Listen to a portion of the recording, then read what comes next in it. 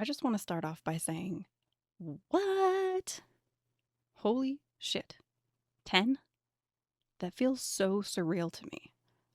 I've made 10 episodes. Like, we've gotten to the double digits. I mean, I know it's not like I've hit the 50th episode or anything like that, but I kind of feel like getting to the double digits is a good little milestone, right? I don't know why I'm asking. It feels like a milestone, so we're going to call it a milestone. So, what did y'all do for the summer solstice? Big or small, let me know.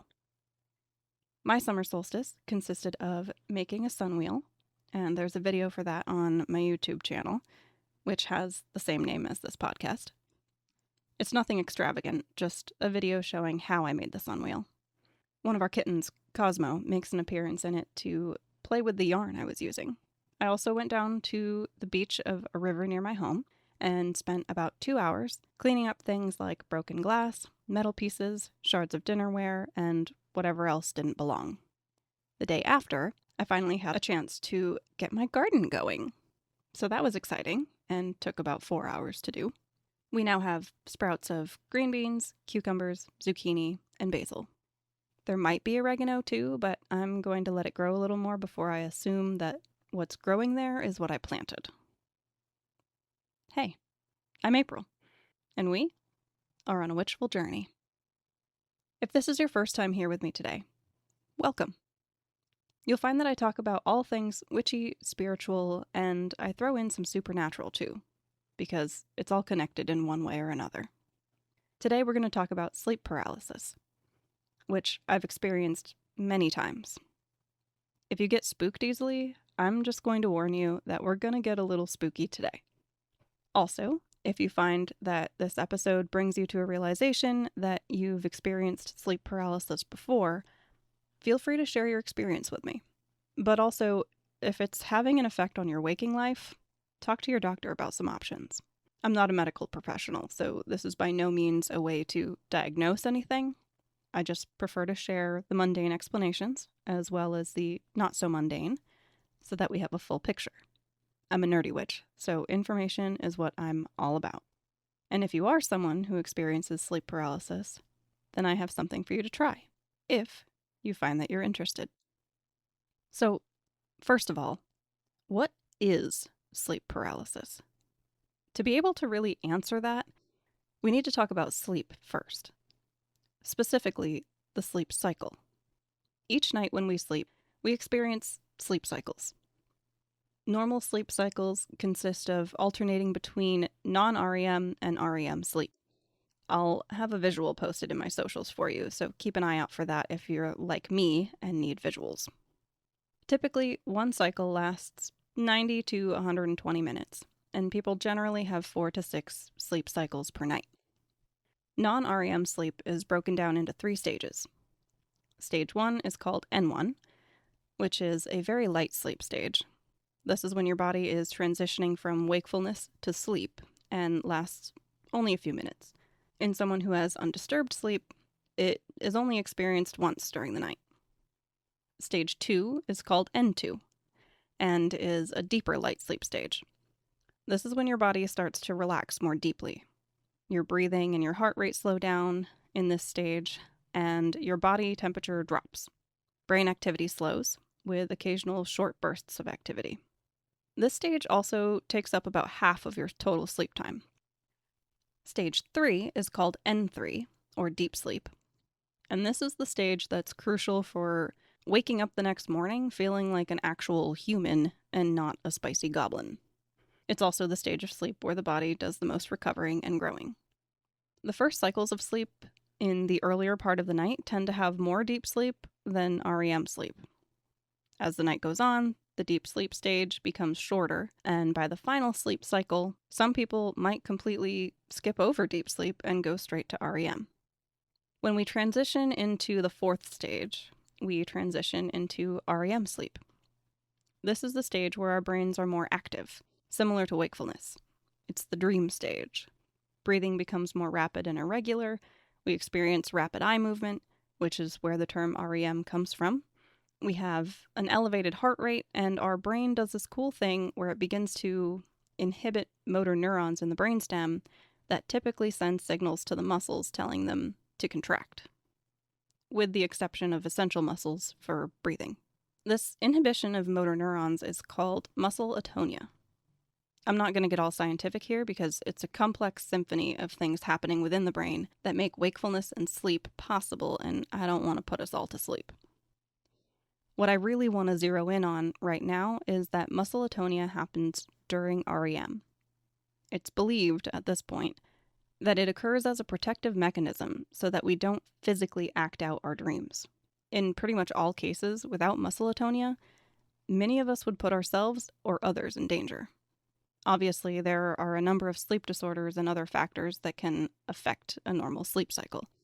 Things like disruption of circadian rhythm, alcohol consumption, caffeine, depression, stress, and different forms of parasomnia. Each of the two main stages of sleep, being non-REM and REM, have different forms of parasomnia, and a few of them don't fall into one stage or another specifically. One example of that would be exploding head syndrome. Sounds terrifying, but it's when you think you hear loud noises while in one of the lighter sleep stages, or as you're beginning to wake up. Causes aren't fully known, but lean toward those short bursts of electrical activity in the brain that I mentioned earlier. I experience exploding head syndrome on occasion, and the sounds range from slamming doors, gunshots, shouts, loud thuds, dropped glass, a phone ringing, and once it even sounded like a chainsaw. None of these sounds are external at all. Non-REM sleep parasomnia includes things like sleep terrors, sleepwalking, and something called confusional arousal, where you're almost awake and are confused and speak incoherently before falling back asleep.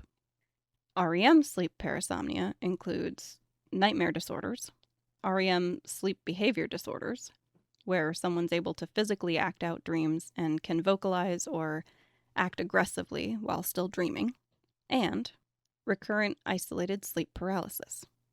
Now, it's estimated that 30% of people around the world will have experienced a one-off of sleep paralysis in their lifetime, while between 6 to 8% will experience it either regularly or multiple times throughout their lifetime.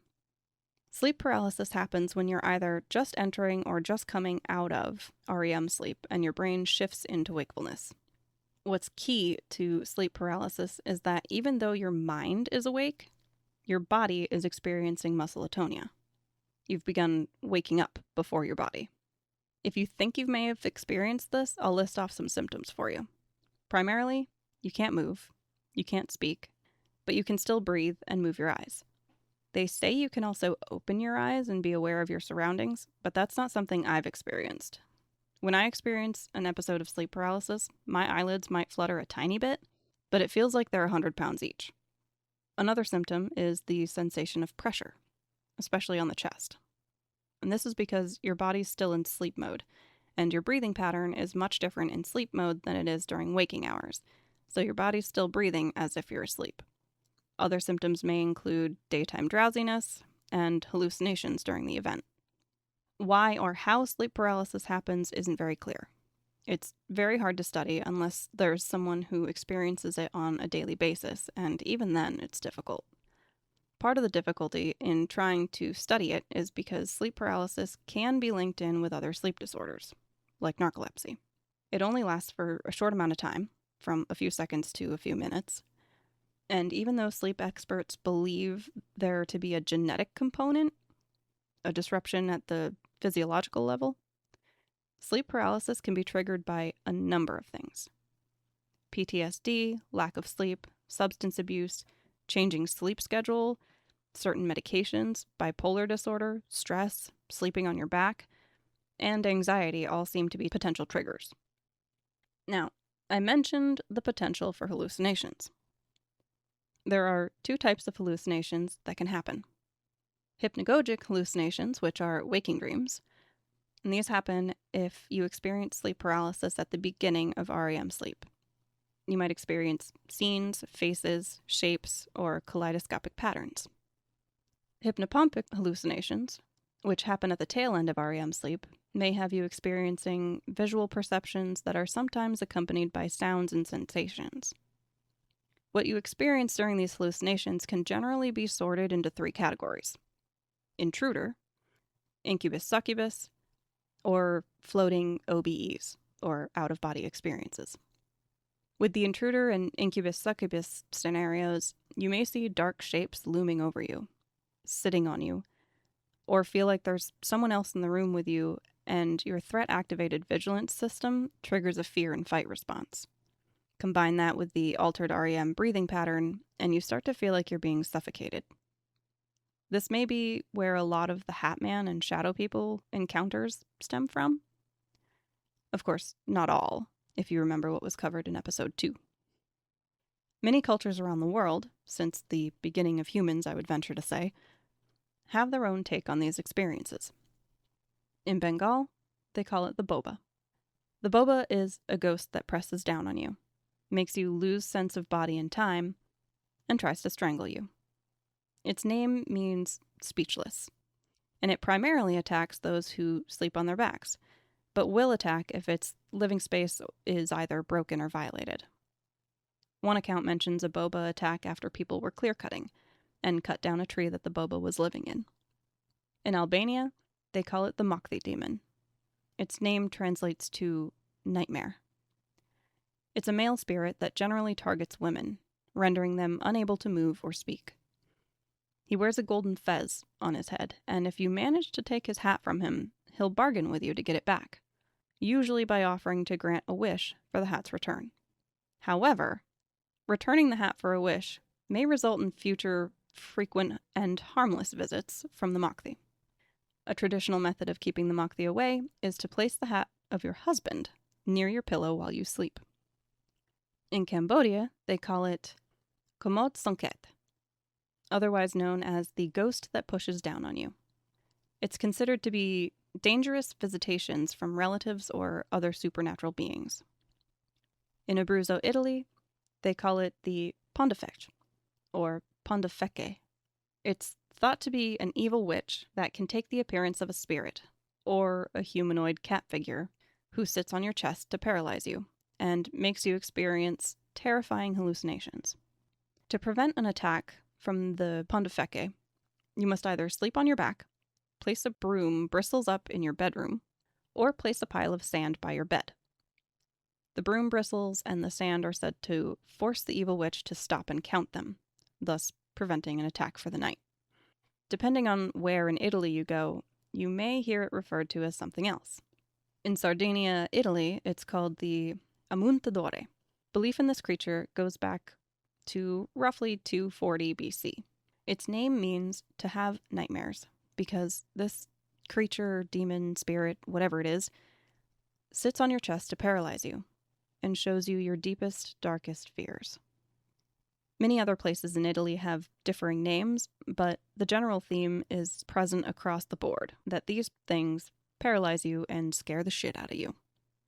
Or you have to take something from it in order to gain something, like a wish or treasure. Nigeria is another place that has a large number of different names depending on what region you go to. In China, they call it ghost oppression. In Germany, they call it the witch's passing. In Southeast Asia, it's called the pressing spirit. In the US, it may account for some of the alien abduction stories. In Newfoundland, it's called the old hag. She sits on your chest, and she's quite the sight, but in the sinister, decayed-looking way, with her bony fingers and dark, terrifying eyes.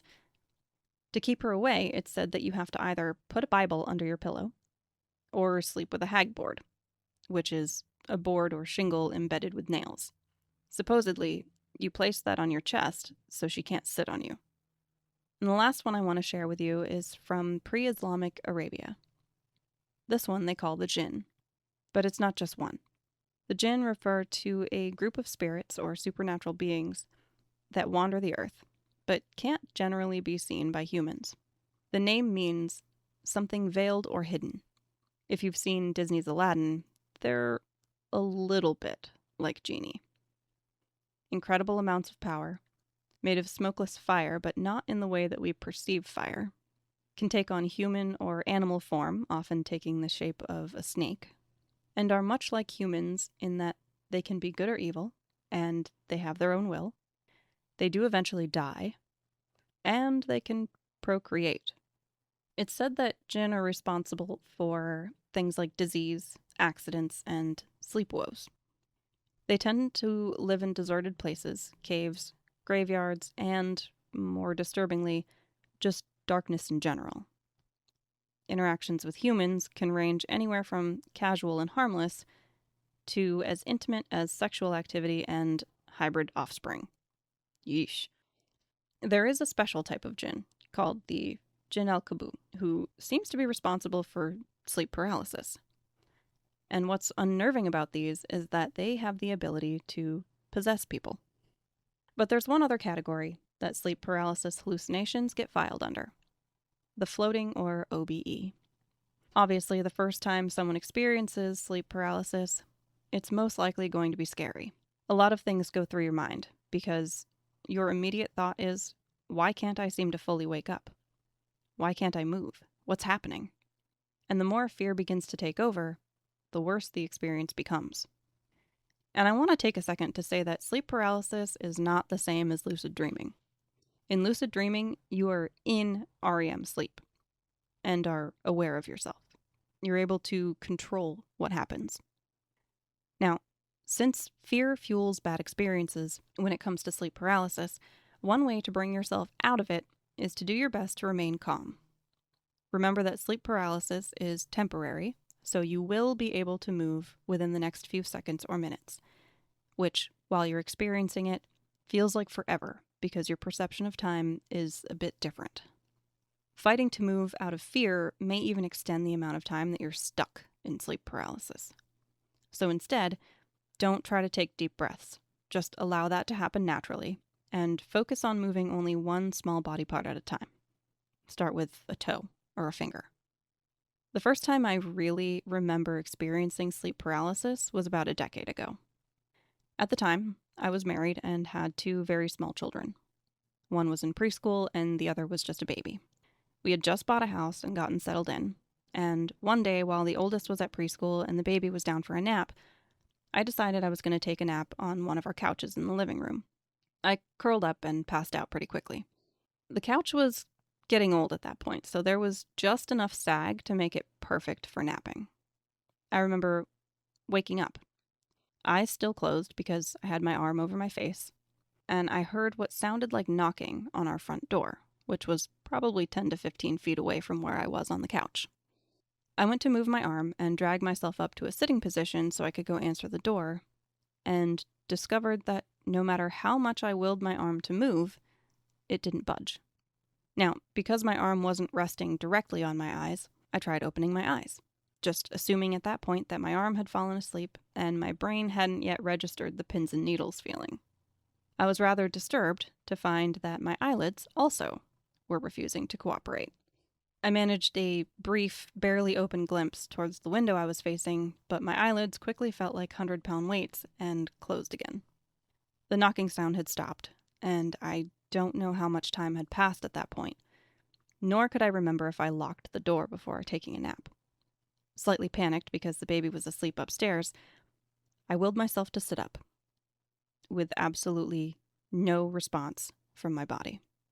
I began to feel as though I was sinking into the couch cushions, as if the couch itself was holding me hostage and trying to absorb my body like a bad 80s horror movie.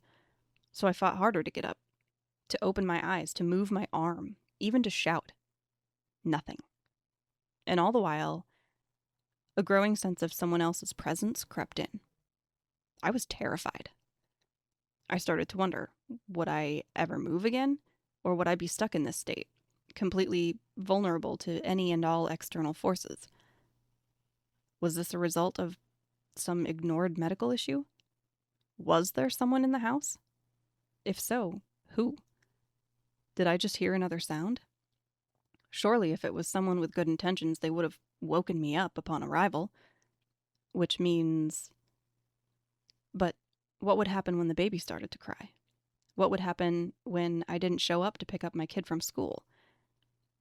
Would they call the house or my husband first? Is this how I die? Unable to fight? That made me angry. I may not have known what was going on or if there was someone in the house, but I sure as hell wasn't going down without a fight. So I forced myself to pause and went Kill Bill style. Wiggle your big toe. It didn't happen at first, but after a few tries, I finally started to feel my toes moving. And then my fingers. And then, as if I was moving through molasses, I was able to sit up. I let my eyes focus, looked around, and realized there was silence and no one around. I quickly did a sweep of the entire house, ending with cracking open the door to the baby's room. She was still fast asleep. To this day, I don't know if there was someone who knocked on the door, or if that was all internal, all happening in my brain. I do know that every time I took a nap on that couch, I would wake up in the midst of sleep paralysis. It was only after it happened a second time, just days later, that I began to do some research and came to realize that there was a thing called sleep paralysis, and that I had experienced it. I've experienced it a lot since then, and for a long time, I just accepted that it might happen, and knowing that it was temporary made the experience a lot less scary and a lot shorter. I learned to keep myself calm until the rest of my body caught on to what my brain was doing. It wasn't until a couple of years ago that I started to play with it. I started asking, what if I can slip into a lucid dream state from here? And you know what? You can. You can use sleep paralysis to experience lucid dreaming and even transition into an astral projection. This was something that I discovered before I even started doing any research on it. I didn't want anything that I had read to influence my experiences at first. More recently, I had begun experimenting to see if I could intentionally induce a sleep paralysis state so that I could further explore lucid dreaming. I discovered that I could, though not every time. There's a book I'm reading right now that I'm borrowing from my friend Chris. It's called Astral Projection and Lucid Dreaming by Vincent Field. In it, he talks about being in a mind-awake, body-asleep state, which is what sleep paralysis is. I don't want to give anything away that's in the book, but it has certainly been an interesting read, knowing what I know from my experiences up to this point. Between the book and much of the reading material I've dug into, it seems that sleep paralysis could potentially be an imperfect exit during an unconscious astral projection, and we've just kind of gotten stuck in the doorway. Even if it isn't, we can still use sleep paralysis as a launch pad to consciously heighten our experiences. I want to share some techniques with you that you can try if you're someone who experiences sleep paralysis. Each of these is meant for if you're in the midst of a sleep paralysis episode already and want to experiment and explore. Technique 1 is called Be Here Now. Center yourself and close your eyes. Even if they are already closed physically, it's good to do this mentally as well. Allow yourself to feel the floating sensation and relax into that. Pull up a mental image of where you want to be and solidify that in your mind, and then mentally open your eyes. It may take a little bit for this place to emerge from the darkness, and there may be some swirling of colors first. Don't be surprised if you can't make it happen on the first try. It does take practice. But you'll find that once this place does emerge and becomes clear, you should be able to explore it. Technique 2 is called Entering the Vortex. Mentally close your eyes, and physically too, if you're someone who's able to open your eyes during sleep paralysis. Focus your attention between and slightly above your eyes. This is where the third eye chakra is. You should start to see some swirling of colors, lights, or images that will eventually gather around your concentration point. Hold that focus and mentally step into that point. It'll probably take some practice, but you'll notice that you experience a sensation of falling or floating or being pulled quickly by an unseen force. You can try setting an intention for where you'd like to come out, or just wait to see where you emerge. Both can work. Technique 3 is called Go with the Flow. With this technique, you literally just go with the flow. If you feel the floating sensation, then mentally rise. If you feel a pressing sensation, then mentally sink. Often, you'll feel another sensation as well, almost like peeling yourself away from a sticky wall, accompanied by that floating or falling sensation. This is one that I use a lot, but because it can sometimes feel abrupt, I do end up waking up on occasion without the dream state materializing before me. Technique 4 is called the rope method. Mentally close your eyes and state in your mind that you are dreaming. Visualize yourself grabbing hold of a rope, feel it in your hands, and focus on the feeling of pulling yourself up into a dream state. As with the others, you can either set mental imagery for where you want to end up, or just see where the rope takes you. With all of these techniques, it's important to maintain your focus, be patient, and stay calm. I'll share one more of my experiences for now. I have a lot of them, but this one is the most recent. I had decided to take a nap, and found myself becoming lucid during a dream where some kind of psychological horror game was being played. I was a character in the game, and a girl had signed up to participate. It was kind of like an escape room style deal, but it was in a house. Suddenly, I woke up in a sleep paralysis state with colors already swirling in my mental vision. So I relaxed and allowed myself to be carried away by these swirling colors. The swirling colors became a huge, colorful, tent-like ball that I was floating in. It tumbled and bounced around in a room that appeared similar to our TV room in our house. I had no fear of being hurt because I could feel the sensations of being gently tossed around within the ball, but I was also floating within it. It felt similar to being on a roller coaster, but without the feeling of my weight shifting around. When the ball finally stopped bouncing around and came to rest, it disintegrated, and I suddenly couldn't see anything other than swirling grayness, and I couldn't hear anything other than my own breathing. I tried to focus on my vision, but decided I would try a technique that I had read about, so I rolled to my left, feeling a strange detachment happening as I rolled, as if I was peeling myself away from something that had strands of stretchy glue. As I rolled, I could see what I perceived as my body on the floor of the TV room, lying next to the TV stand. I began to feel my vision start to fade, so using another technique I had read about, I quickly moved away from the body I was seeing. But instead of things becoming clearer, like they had in other experiences, it was almost as if I experienced lightheadedness from standing too quickly. And I immediately found myself back in my own body, lying on my bed, awake. The reason I wanted to share that experience with you is because it wasn't like my previous experiences of transitioning into a lucid dream from a sleep paralysis state. I say that because I had never experienced that tumbling or bouncing around sensation before, and it was the first time I had actually perceived seeing myself outside of myself, if that makes sense. Generally, it's been just a sensation of being out of body. We'll eventually dig more into lucid dreaming and astral projection as time goes on. I have a lot to share about all of that. If you have some interesting, scary, or fascinating experiences regarding what you've heard today, I'd love to hear about them.